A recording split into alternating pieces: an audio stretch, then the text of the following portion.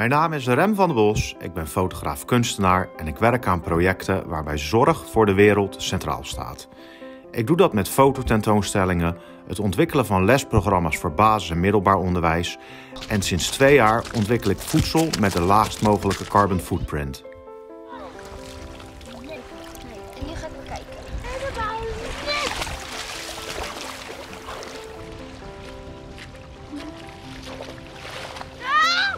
Voedsel is de mooiste kunstvorm die er is. En daarom bedacht ik Sieber, de Robin Hood van de Noordzee. Sieber ontwikkelt producten op basis van schelpdieren als alternatief voor regulier vlees zoals varken en rund. In de zomer van 2022 werd het eerste product gelanceerd, de Sieber Mossel Burger. Daarna volgde de Sieber Mossel Bites. Wij zijn trots op de boodschap van duurzaamheid die Sieber uitdraagt.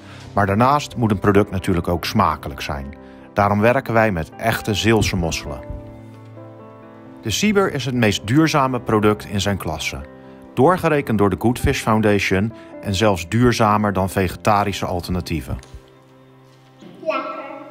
Consumptie van producten op basis van schelpdieren heeft de toekomst.